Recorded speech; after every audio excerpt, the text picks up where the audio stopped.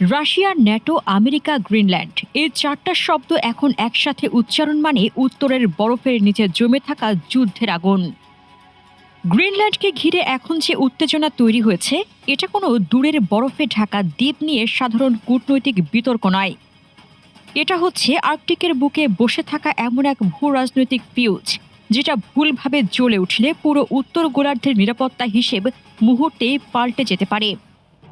গত ২৪ ঘন্টায় পরিস্থিতি আরও টানটান হয়েছে, কারণ এখানে শুধু সেনা মোতায়েন বা কূটনৈতিক বিবৃতি নয়, এটা আসলে কে আর্কটিক নিয়ন্ত্রণ করবে সেই প্রশ্নের উপর দাঁড়িয়ে থাকা এক ভয়ঙ্কর শক্তির সংঘর্ষ। গ্রিনল্যান্ডকে কেন্দ্র করে যে চাপ তৈরি হয়েছে, সেটা এখন আর আলোচনার টেবিলে সীমাবদ্ধ নেই। এটা চলে গেছে মাঠের বাস্তবতায়, যেখানে প্রতিটি বিমান ওঠানামা, প্রতিটি রাডার স্ক্যান, প্রতিটি নৌটহল সবই এক একটা সংকেত। গ্রিনল্যান্ডে ইউরোপীয় সেনাদের উপস্থিতি আরও প্রকাশ্য হয়েছে। ডেনমার্কের নেতৃত্বে একদল ইউরোপীয় সামরিক সদস্য সেখানে পৌঁছেছে, এবং এটা শুধু প্রতীকী নয়, এটা রাজনৈতিকভাবে একটি স্পষ্ট বার্তা। বার্তাটা হলো, গ্রিনল্যান্ড ডেনমার্কের এবং ইউরোপ এটাকে একা ফেলে দেবে না। এখানে গুরুত্বপূর্ণ বিষয় হলো, এই মোতায়েন ন্যাটোর ব্যানারে নয়, বরং আলাদা কাঠামোতে। মানে ইউরোপ বুঝিয়ে দিচ্ছে, তারা শুধু আমেরিকার ছায়ায় থাকবে না, প্রয়োজনে নিজেরাও আলাদা হয়ে মাঠে দাঁড়াবে। এই জায়গাতেই ন্যাটোর ভিতরের ফাটল স্পষ্ট হয়, কারণ ন্যাটো একদিকে ঐক্যের কথা বলে, অন্যদিকে সদস্য দেশগুলোর মধ্যে স্বার্থের সংঘর্ষ বাড়াচ্ছে। ওয়াশিংটনের অবস্থান আরও শক্ত হয়েছে। আমেরিকা গ্রিনল্যান্ডকে শুধু স্ট্র্যাটেজিক বলেই থেমে নেই, তারা এটাকে যুক্ত করেছে তাদের ভবিষ্যৎ আকাশ প্রতিরক্ষা ও মিসাইল ডিফেন্স পরিকল্পনার সাথে।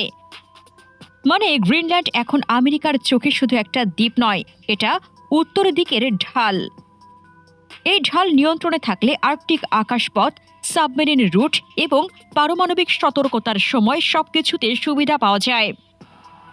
আমেরিকার কৌশলগত হিসেব খুব সোজা, গ্রিনল্যান্ড যদি তাদের নিয়ন্ত্রণে থাকে, তাহলে উত্তর গোলার্ধে তারা আগেভাগেই প্রতিপক্ষকে ডিটেক্ট করতে পারবে এবং প্রয়োজনে দ্রুত প্রতিক্রিয়া দিতে পারবে।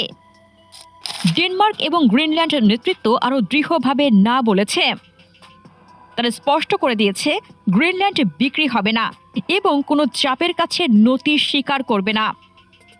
কিন্তু বাস্তবতা হলো, ডেনমার্কের সামরিক সক্ষমতা একা এই দ্বীপকে পূর্ণ শক্তিতে রক্ষা করার জন্য যথেষ্ট নয়।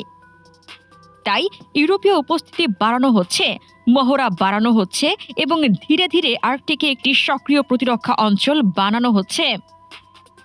কিন্তু এখানে সমস্যা হলো, মাঠে যত শক্তি জমা হবে, ভুল বোঝাবুঝির সম্ভাবনাও তত বাড়বে। আর আর্কটিকে ভুল বোঝাবুঝি মানে শুধু সীমান্ত উত্তেজনা নয়, এটা হয়ে যেতে পারে বৈশ্বিক সংঘর্ষের স্পার্ক। একদিকে রাশিয়ার প্রতিক্রিয়া আরও কঠোর। রাশিয়া প্রকাশ্যে বলছে, গ্রিনল্যান্ড নিয়ে তাদের বিরুদ্ধে হুমকি বানানোর চেষ্টা করা হচ্ছে। মস্কোর ভাষায় এটা পশ্চিমাদের পুরনো কৌশল, একটি অঞ্চলকে উত্তপ্ত করে নিজেদের উপস্থিতি বাড়ানোর অজুহাত তৈরি করা।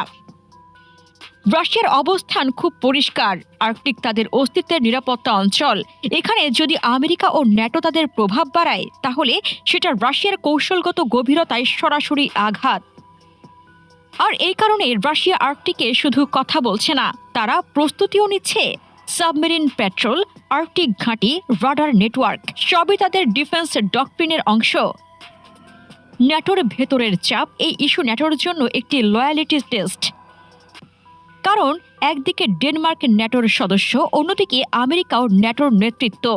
যদি আমেরিকা কোনোভাবে গ্রিনল্যান্ড নিয়ে চাপ বাড়ায়, তাহলে ন্যাটোর মূল নীতি এক সদস্যের সার্বভৌমত্ব রক্ষা, সেটাই প্রশ্নের মুখে পড়বে। ইউরোপের কিছু দেশ ইতিমধ্যেই বলছে, ন্যাটোর ভেতরে এমন সংঘর্ষ হলে